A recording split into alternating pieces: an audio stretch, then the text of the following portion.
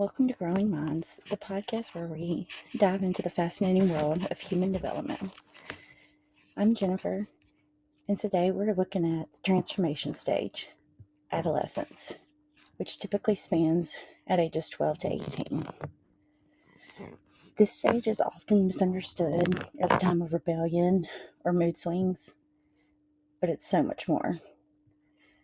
According to Cale and Kavanaugh, adolescence is a critical period.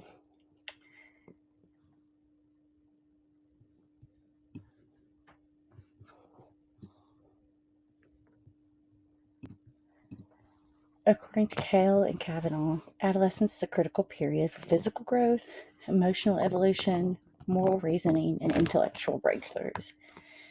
Today, we're going to look at the physical, the social and emotional, moral, and cognitive developmental stages of teens. Whether you're a parent, an educator, or a healthcare professional, understanding this age group can help you better support the next generation.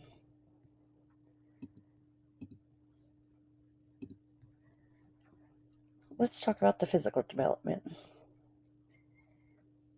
Adolescents undergo a dramatic transformation thanks to puberty, which is triggered by the hormonal shifts, especially testosterone in boys and estrogen in girls. Girls may begin their menstruation, breast development, and see body fat redistribution, while boys experience testicular growth, deepening voices, and facial hair.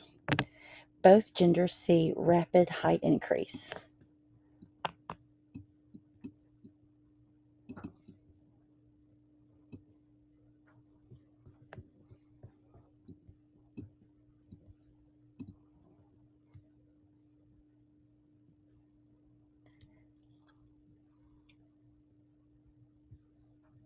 Cale and Kavanaugh explained that the timing of these changes is deeply impactful.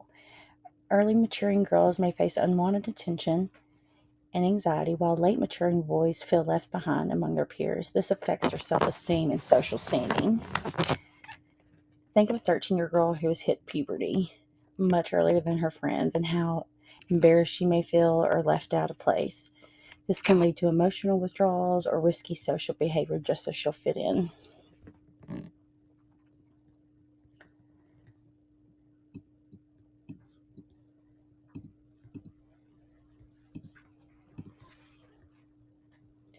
Next, we're going to look at the social and emotional development.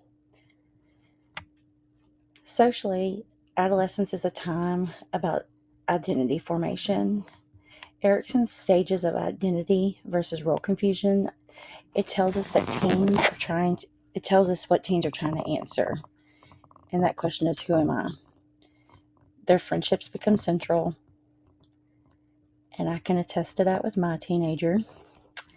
Teens seek acceptance, but also push boundaries to define their unique identity. Peer pressure is strong, but so is the need for belonging. Emotionally, teens may seem unpredictable. Their emotional regulation is still developing, and they're prone to highs and lows. But we must be supportive with our relationships, especially with parents and mentors. Those relationships can really help anchor a teenager. In our book, they point out the social media, cultural diversity, and family dynamics all shape how teens see themselves and relate to others. You think about a 15-year-old experimenting with gender expression or friend groups. They're just trying to find out where they belong and what feels authentic.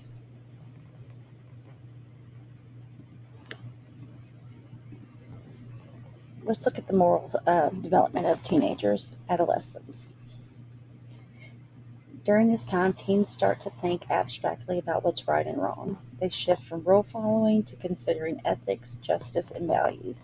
And this goes back to those anchoring relationships and how much those play a role in the moral development of teenagers. According to Kohlberg's theory, some adolescents begin moving into post-conventional moral stage. This means they question authority, analyze fairness, and base decisions on internal principles rather than external rules. Peer influence plays a role here too. Teens often adapt to the values of their friend groups. This can shape the decisions about everything from cheating on a test to standing up for someone being bullied. They're also exposed to diverse beliefs, especially through social media and school. This can all challenge earlier moral assumptions. I think about a situation where you have a teen who's refusing to gossip about a classmate, not because they're scared they'll get in trouble, because they believe it's morally wrong. And you have to imagine that's a tough situation for a teenager to be, because they're already worried about fitting in and wanting their friends to like them, but because of who they are and how they've been raised, they know that it's not the right thing to do.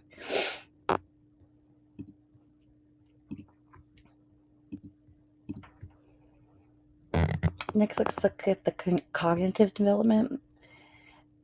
This is when adolescents enter what Piaget calls the formal operational stage, where they develop the ability to think abstractly, logically, and hypothetically.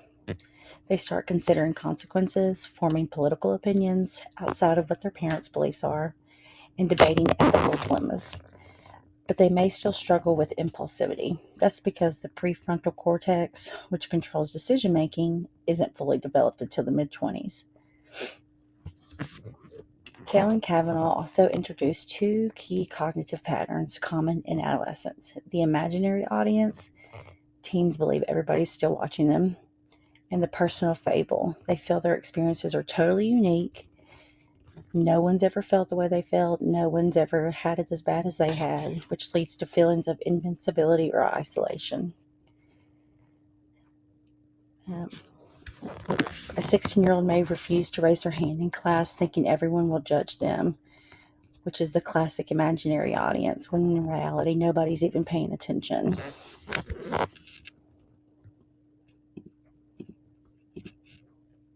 And so, in conclusion, adolescence is more than just mood swings and peer pressure. It's a very powerful period of their life. They go through major physical transformation,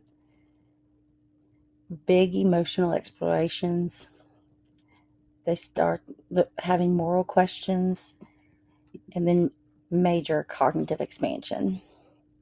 Kale and Kavanaugh remind us that while this stage has challenges, it's also filled with growth, discovery, and resilience. When we understand what teens are going through, we're better equipped to support, guide, and listen. I know me as a parent, my parents definitely raised me different than how I choose to raise my son. And while I was a young mom and we did a lot of growing up together, I chose to take the approach of um, allowing him to make mistakes, or putting trust in him and that he's going to do the right thing, and just keeping an open dialogue, not always being so quick to say no, or this is your curfew, you have to be home by this time. And I feel that it's really worked in our favor. I have a great kid who makes good decisions, and we have a really good relationship with open communication, which I feel like I sometimes struggled with my parents. I couldn't always be open and honest with them. So um, it's definitely not easy raising teenagers, but they're going through lots of big changes in their life. So it's just important for us to be present and be supportive and listen. Um, Thanks for listening to my podcast.